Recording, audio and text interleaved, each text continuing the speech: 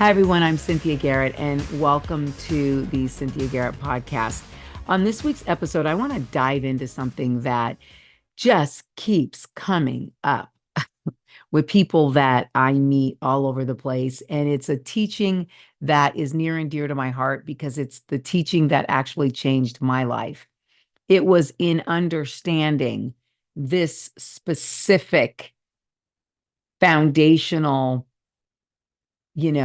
knowledge platform in the Bible and about God that really and truly changed everything about my life, how I reacted to people, how I thought, how I committed to things, and gave me success in everything that I do.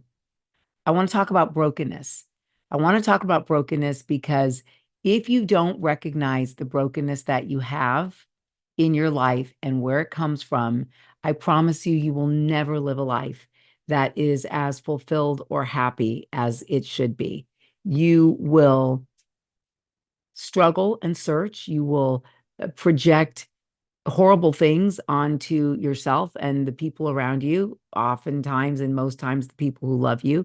You will push your victory in the garbage can and you will keep success 3,000 miles from you. Like you just won't have the life that you want to have unless and until you understand what brokenness is, what it means in your life, and how to get it healed. So I want to start by reading something to you from the book of Isaiah. It's written by the prophet Isaiah. This is also referred to in the New Testament because, when Jesus was asked what he came here for, he went into the temple and he opened up the scrolls that the Jewish leaders all had and basically read to them about what their own prophets said about him. So let's read Luke's account of it at Luke 4, verses 17 to 18. And I encourage you to read the entire chapter in Isaiah 60 and 61. It is just phenomenal. And he was handed the book of the prophet Isaiah. And when he had opened the book, he found the place where it was written, "The Spirit of the Lord is upon me, because he has anointed me to preach the gospel to the poor.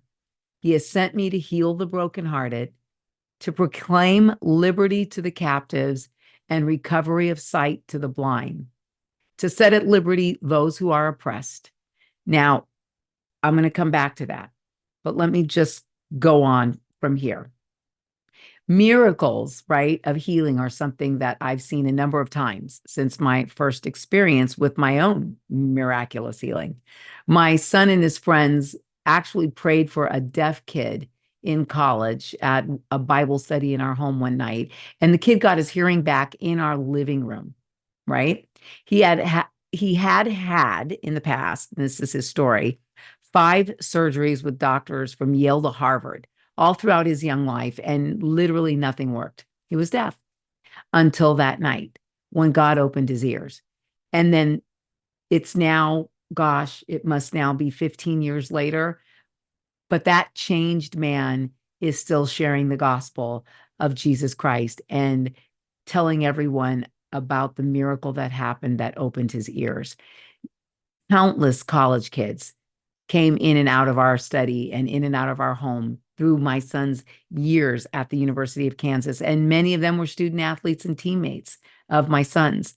But they all received one thing: a deeper knowledge of Christ and healing from various injuries on a regular basis.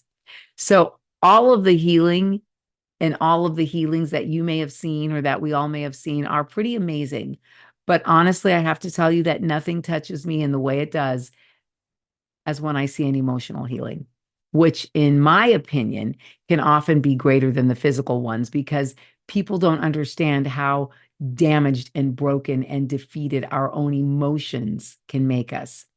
So the enormity of a child of God being healed of fear or anxiety or depression or abandonment issues is equally as powerful and life transformative as those who are healed from a physical impairment. Many times even more powerful, because while the physical impacts the body and its ability to function at its highest, a whole lot can be said about the emotional wounds and scars that actually impact the mind's ability to function at its highest. So, brokenness caused from traumatic events, usually stemming from childhood, can mentally debilitate your entire life. And worse, we've all heard this: broken people break other people. So, the broken parts that you carry threaten to damage not just you, but also everyone and everything around you, especially your kids, if you already have them. So sadly, this is often an area that the church never fully comprehends the depth of, and they never fully talk about it. Yet it's the reason why millions of Christians, literally millions of Christians, and I was one of those Christians, live our lives feeling anything but peace that surpasses understanding and joy unspeakable, right? And abundance, the kind of abundance that God promises us. Like we literally feel like peace and joy and all the good stuff has passed us by. And millions of people around the world spend a whole lot of money daily seeking help. They pay for therapists, psychologists, psychiatrists, gurus, psychics, healers, shamans, drugs, sex, you name it. They will give and pay anything for understanding and for freedom from any emotional captivity that they may know that they're in. And I don't know, but I suspect a lot of you have been there or are maybe currently there, right? So most people don't understand why they're in emotional captivity. And if they do, they just can't understand why it won't go away. Secular therapy, of which I did, can give you all the tools in the world. And psychotherapy can give you all the pills that you can pop. But there is only one power that I have ever encountered that has completely set me free from the emotional captivity of my brokenness. I promise you, only one. And I'm not saying that some people don't need medication. And I'm not saying that secular therapists didn't help me, but all they did was help me to get further in the kind of confronting of my brokenness that I'm going to talk about. They helped me to be really good at recognizing I called them buttons back then. So I'm saying that I've seen hundreds of people come off of medication once Jesus permanently heals them. Now, as written about the coming Savior, he promised us in Isaiah 61 that he came to bind up the brokenhearted and to set the captives free. Nobody else, only him. Only Jesus can bind up, put back together a broken heart and set you free from the emotional captivity of the pain that you may have experienced because of that emotional captivity and because of the trauma that caused it. So you see, when the heart and the mind are broken, the damage is usually visible on the outside, even if it's misunderstood on the inside. So therefore, it's often made worse by the judgments and the condemnations and the wounds inflicted by other people and by yourself, right? Like you do things and then you condemn yourself and you feel awful because you can't believe that you're still doing these certain kinds of things that you know range from some emotional place that you can't quite control. You don't get it. And to go through life behaving in ways and reacting to situations in ways that you don't recognize as abnormal or extreme creates a really lonely, isolated, fearful, and sad reality to live in. And while ignorance can be bliss, it really isn't in terms of brokenness. Typically, as we get older and we recognize our behaviors more over time, God seems to allow things to intensify so that our brokenness becomes less hidden and more obvious, not just to us, but to most of the people around us. Eventually, you're painfully aware that normal people might become angry about normal things. But you, on the other hand, you go from anger to rage in the time that most others take to become simply annoyed or agitated. Like you become aware that you're accelerating too fast in an emotional place that is just kind of crazy. It's not normal how fast you go from A to Z. And with enough situations, you begin to suspect that perhaps you overreact, but you can't control it when the emotion comes up. So once you're in it, you can't even get out of it. And people who've never been broken, right? People who've never been broken experience a normal range of emotional expression. But you become aware that your insecurity or your neediness or fear of rejection or your inability to sleep even is fueled by something that doesn't seem quite within the normal range of controllable emotions. It doesn't make sense. So you become out of control when you're in an emotional part. And when the part goes back into hiding, you're fine. When it comes out to drive the car of your life, you're racing down a speedway headed toward a brick wall all over again. Now, when it becomes evident to any of you who are living with brokenness that there's something extreme going on, you can often fully comprehend that your emotional brokenness is disabling you and destroying your life in a whole lot of ways. Okay. Some areas of brokenness are more obvious than others, obviously. For example, right? Kids who've been sexually abused typically break during the event and they can react in a number of ways. Now, that would be me. I was sexually abused as a child. And my husband counseled a guy who was sexually abused as a little boy. So he used to wear women's underwear to be near something feminine. When his wife was around, he was fine. But when he was alone and the memories of his abuse would begin, he would resort to the only way that he knew how to cope with his fear and feelings of shame, which was to put on women's underwear. Others can become sexually promiscuous. They can develop intimacy issues, some people, or some people become confused and they have same-sex attractions. They actually become unable to be aroused by anyone except the sex of the person who abused them. How about that?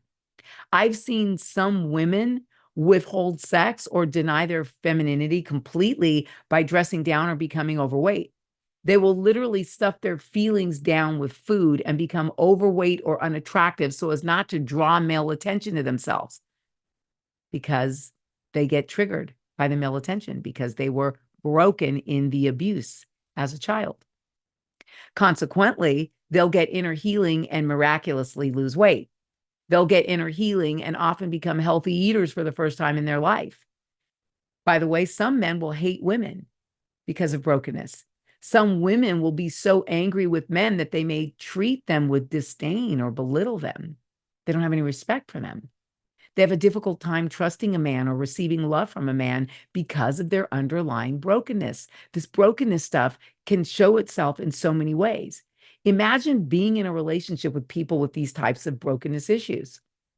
Imagine the love that they desire, they will literally sabotage time after time because of their emotional brokenness. Okay, let's make it personal so you really hear me here. If you have brokenness, the love you desire will literally sabotage you time after time because your emotional brokenness will cause you to sabotage. Or it'll cause the other person to sabotage, but it's all being projected by you. It's pretty scary. It's a scary place to be. And the cases go on and on and on. One young woman that I knew took on the spirit of the boy that molested her as a little girl. And from the day of her abuse, her mom described her as changing, right? In fact, she began dressing like the boy who molested her.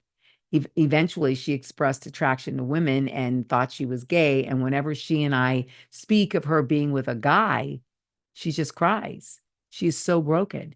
She becomes a little 5-year-old girl all over again. She's stuck in a broken emotion and in deep need of inner healing. God actually told me in prayer one day that she was actually abusing women each time she was with them sexually because of the spirit of the guy that she took on. It's crazy, but this stuff is true. One young woman that we counseled with was raped by a serial rapist in college.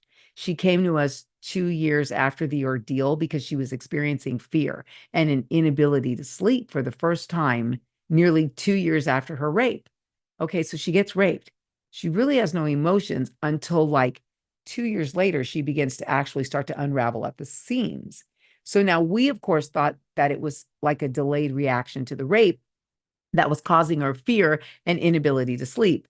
However, knowing that it's not us who speaks, in these healing sessions, and knowing that we're not the ones who are supposed to guess, and knowing that when you confront brokenness in the correct way, it's God who really will bring you the revelation in your mind of the brokenness. So we just prayed, we being my husband and I, we prayed, we kept quiet, and we let God speak to his daughter. Well, I got to tell you, we were so amazed when the memory that came to her was of seeing her puppy dart into the street and nearly get hit by a car when she was a small girl. Her fear part had initially broken as a child for her puppy, not from a rape. So this explained why she kept saying that she didn't experience feelings of fear at all during the actual rape. Even while she was handcuffed in the shower for hours on end, she didn't feel fear. The part that was created to deal with fear had long been there from the time she saw the puppy get hit, and because it darted into the street. So that part many years prior went to work protecting her, and it protected her from experiencing fear during the rape. Now, none of this is normal. Okay. And when this part got healed in inner healing, as she confronted her brokenness, she stopped experiencing fear in general. She actually also started sleeping peacefully again. She was unafraid as she slept, and she started sleeping through the night. Now, look, many of these cases are not about abuse and brokenness. Of course, the situations where there are situations where the initial trauma is a lot less. However, they can be just as destructive and intrusive in a person's life. I mean, we've prayed with people whom God has revealed are riddled with anxiety because a parent left them in a car while they went inside the grocery store. You follow me? Doesn't have to be some huge trauma like a rape or a sexual abuse. This particular person who was left in the car while their parent went inside the grocery store, they had extreme anxiety, right? And it caused them an inability to sleep peacefully as an adult. But once healed, they reported sleeping a solid 8 hours a night from that day forward. Another person had brokenness around never hearing her dad say that he loved her. And in that prayer session with her, she forgave her dad, got healed of the feelings of low self-worth and low self-esteem because he never told her that he loved her. So she never felt valuable. And I promise you, not even 2 hours later, her dad called and said he really felt that he suddenly needed to call her because he felt really awful and that he just wanted her to know that he loved her. That he loved her. It wasn't out of the blue. It's the cause and effect that occurs when you confront your brokenness and you get inner healing and you get healed of your brokenness. By the way, her dad even apologized for never telling her that he loved her as a child. Now, sadly, you may be wondering, well, okay, I relate to a lot of this, but what do I do about all of this? Right? And even sadder, you likely comprehend even less than others do about how to heal your own emotional brokenness. Well, this is when we turn a little bit deeper into Isaiah 61. And I call this truly good news for the oppressed and the broken. Isaiah 61 verses 1-3 says, "The Spirit of the sovereign Lord is upon me, for the Lord has anointed me to bring good news to the poor. He has sent me to comfort the brokenhearted and to proclaim that captives will be released and prisoners will be freed." The heart is the seat of the soul. It is the center of all your emotions. The soul is your personality. It is the person that God made you to be. When the heart is broken, wounded, and hurt, it affects your personality. You just can't be the amazing and successful you that God created you to be when your heart is broken. And this is all fairly simple to take in at this point, right? When your heart is broken by an event, you wall up emotions and you set them aside so as to cope with the day-to-day. Emotional brokenness leads to manifestations of behavior that are usually completely irrational and ungodly, as we've discussed. And this can look like rebellion and sin to the world. It really can. So you're judged by the world and everyone who's looking in on you in your broken state, and you're condemned. And more pain and brokenness is now heaped on top of you. And I got to tell you, at this point, it makes me stop and acknowledge that you just got to love the church, because we are the only place that often shoots its own wounded. And we got to stop. We got to stop.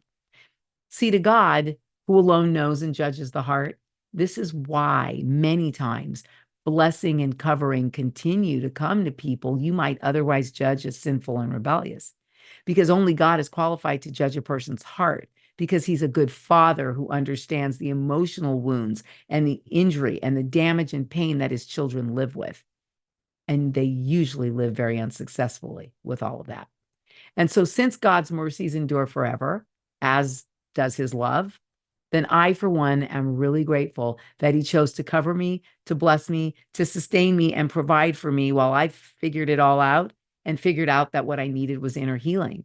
Because being set free from the captivity of my own broken emotional parts has allowed me to return home to him and to find my identity as determined by him. And it's the reason why I can sit here today with the ministry I have, with the opportunities that I have, with the incredible husband that I have, the incredible son that I have, the incredible adopted kids that I have, and the perspective that I have. It's the only reason why. And it's because of Jesus. And it's because only he came to bind up the brokenhearted and to set the captives free. See, he never gave up, and he never gives up. And yeah, he saw the messes and the mistakes that I made, just like he sees the ones that you might be making. And many times he saw the rebellion that the world saw that I was in. But he alone saw the limitations. He saw the wounds. He saw the breaks and the tears. He saw all of what was inflicted upon me, his daughter, that caused me to behave in a way that was way beneath my calling.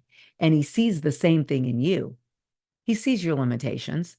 He understands your wounds. He gets your breaks, and he has seen your tears.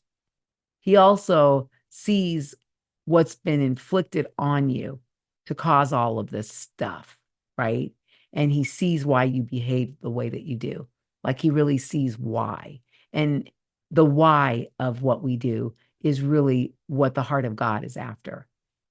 You know, as any good parent, God chooses to guide patiently. He chooses to lead mercifully. He chooses to punish gently, and he never acts without love. He never speaks without love, and he never stops pursuing you, just like he never stopped pursuing me without love. Love never fails, and it never failed me, and it will never fail you. And I have felt so strongly led to do this teaching because I feel that there are so many people that actually really need to hear it.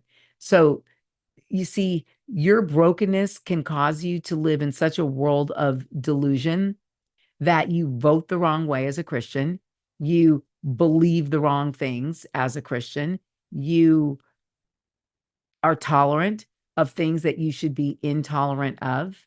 And if you look at the nation that we live in today, you could pretty much surmise that the majority of people are broken.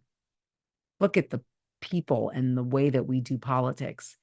Look at the way that we treat each other, because I'm a Republican and you're a Democrat, or you're a Democrat and I'm a Republican, or you're a Republican and I'm a Democrat, whatever, right? Look at how we behave. No matter what your life looks like today, though, only his love will never fail you. He alone understands your brokenness like nobody else. Nobody.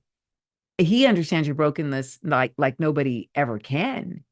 And he desires to heal you from the emotional captivity that your past is holding you in, from the emotional captivity that trauma is holding you in. He's not limited by human constraints in doing this. He's a supernatural healing. That's what God gives us. That's what Jesus gives us. That's why he sent his son to die for us, because we get a supernatural healing because of his very presence coming from heaven to earth and living as man, but dying as a God man, right? He never stops pursuit without love. So this is what that same Savior who died for you promises. He personally promises it. And that promise is yours today. No matter how big or how small, most people seem to have some kind of situation or event that has occurred in their life, usually in their childhood, that has caused brokenness. That brokenness creates the wounds that get fortified into the strongholds in your life. That word, stronghold. A stronghold is a fortress where you can run to that over time becomes more and more unhealthy to retreat to. God wants us returning to Him and retreating in Him alone.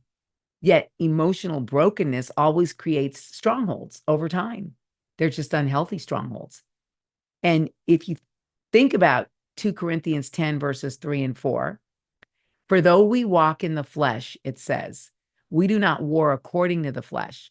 For the weapons of our warfare are not of the flesh, but divinely powerful for the destruction of strongholds. See, 2 Corinthians 10, verses 3 to 4 goes on to say, we're humans, but we don't wage war as humans do. I'm putting it now in people speak and not Bible speak. We use God's mighty weapons, not worldly weapons. We use them to knock down the strongholds of human reasoning and to destroy the false arguments that have set themselves up in our minds and in our lives to cause us to be living in a way that's really far beneath what we were created to be and how we were created to live. So, if you read multiple translations of this particular scripture, it's really powerful because you'll learn that the weapons that we fight with are just not of this world. They're spiritual, right? They have divine power to destroy these strongholds that come from the brokenness in our lives. We don't have to do it ourselves, right? We don't, because we have these weapons that'll do it for us. But you have to know what the weapons are and how to use them. And this is where inner healing falls short in the body of Christ. Most people, even leaders, sadly, don't know how the weapons of our warfare or how to use them to cast down strongholds. They don't know what it looks like. They don't understand. These strongholds are created in our lives, and they can completely ruin us. They can completely destroy us. They take us captive emotionally, and they drive every decision that we make from a place of broken emotion. You have to go to battle spiritually to tear them down. And inner healing teaches you about the battle process. You got to get healed to be able to fully return home to Him or to fully retreat in Him. And that's why if you look around, a lot of what I write about in my new book, The Naked Truth, Reclaiming Sexual Freedom in a Culture of Lies, it so comes together perfectly, if I do say so myself, because the chaos and the confusion that you see around you today in our nation, dealing with sex and sexuality, mistaking sexuality and sex for identity, all of it, I guarantee you, stems from brokenness. Gender dysphoria is a mental illness. It's brokenness. You cannot allow your life to be driven by brokenness, or you risk being driven into all the wrong decisions, places, things, and lifestyles. Those places and things take you away from God. And at best, you become the double-minded man that the Bible refers to in James. And at worst, your entire identity gets derailed. I love how James says such a person is double-minded and unstable in all they do. Have you ever looked at people struggling with these issues, this sexual confusion, this sexual chaos that you see around you? These people look unstable, and they're unstable in everything that they do. And if you're honest, they're unstable in every decision that they make because their thought processes are unstable. The calling on your very life can be thwarted or seriously delayed because of brokenness. And you'll risk losing even your own children to the world, to Satan's schemes, and to the myriad of emotional abuse that your brokenness will cause them. To walk in the fullness of your identity, every stronghold that's been created in your life has to be destroyed. And inner healing is the only process by which this was achieved in my life. So I want you to think of a plate. I want you to think of a fine piece of china or a nice daily plate. It doesn't matter. Just imagine a plate. Now imagine after some runs through the dishwasher, the plate gets some nicks and some breaks on the edges. So now you have this once beautiful piece of china, but it's got nicks and cracks and pieces broken out, right? And maybe your kids even bang the plate and they drop it carelessly a couple of times and there are more chips and breaks. Well, over time, the beautiful china plate isn't actually the beautiful thing that it was made to be when it came out of the box and into the world. Now, the plate still functions and it's fine for a lot of daily uses where a lot of people will necessarily see it. And maybe you and your kids and some of your guests can still use the plate and put food on it. However, it's broken and it's chipped and it's not as nice as it should be. So now what? Because now with more time, you begin to realize that sadly, the plate that you loved, this once beautiful piece of china just can't be used for all of its intended purposes. It's no longer special. So when special company comes over, you opt to use the new plates that aren't chipped and broken because you know that it'll make a more powerful impact when you set it on the banquet table for everybody to look at. And you know that it's more effective and appealing in doing the job that it was created for. And no one's going to get broken by the broken plate. Eventually, even you and your family and friends who may have really liked the old chip china when you first bought it, begin to grab the new plate next to it. They don't really want the old broken one anymore. They want a new one that's not broken. They naturally want to use a plate that's more appealing, right? When they put their food on it, especially because maybe they eventually get tired of getting scratched or cut by the old china plate and the rough broken edges that are on the original plate. If possible, they opt for a plate that's not broken, a plate that won't cut them when they try and use it. And the unbroken plate is just a lot more attractive as it functions better. That's how it is with us. That's it. We're like plates. The soul is our essence. It's our core. The plate, remember, represents your heart, which is the emotional and the deepest feeling part of your soul. But with every broken piece and chip, we just don't function daily the way that we used to. And because of the scenario that I just described to you, friendships are ruined, marriages are destroyed, jobs are lost, children are damaged, homes are torn down, and lives are in complete and utter despair. And people are making choices to alter their bodies, change their sex, manipulate their minds, and they try to manipulate our minds also. Because this brokenness so badly wants the lies to be the truth. Sadly, what we all want is to be the beautiful plate that functions in the role that we were designed to function in. We don't want to feel this inner conflict, this turmoil, this brokenness. Everyone wants to be the plate that's desired by everybody else, right? Everybody wants to be the fine china, chosen to be set on the table for special occasions. Everybody wants to be new and unbroken. Everybody. I know I did. So when my husband, Roger, gave me this sort of cursory explanation of what brokenness is many years ago, before we were married, I knew one thing and I knew it for sure. I knew I was broken. He knew that I was, and he knew, as did I, that I couldn't be married successfully without going through inner healing. Heck, I couldn't even be a good mom without going through inner healing because I would rage. Do you know how bad it is to rage on a child? To lose your temper repeatedly? To get angry and rage on your husband who you love? Much of how I reacted to things with him as a partner was completely driven by my brokenness. And that brokenness had set up so many different and varied strongholds in my life. I got to tell you, I retreated into fortresses that were so fortified to protect myself time after time through the years. So now, then even when I engaged in anything with Roger, I would often feel uncomfortable or unsafe or experience anger and the need to protect myself. My strongholds were just actively employed by the enemy against me and against everyone that was good for me, including him. I fought, I hid, I screamed, and I retreated into those strongholds, those fortresses that were created by my emotional brokenness to protect me. But they eventually get used by the enemy to destroy you, as the enemy was using it to destroy me. And I realized that my entire life, and you may realize this, the low self-esteem, the pain, the sexual promiscuity, the drugs, the alcohol that I casually toyed with to numb the pain, right? the fear, the hopelessness, the anger, the inability to trust, the ease in which I could shift out of one relationship into the next when the going got tough and scary, all of that was because of emotional brokenness. Everything that I'd lived through on a relationship level, in fact, was driven by the domino effect of the abuse I experienced as a child that left me broken. There's a lot of you out there dealing with this.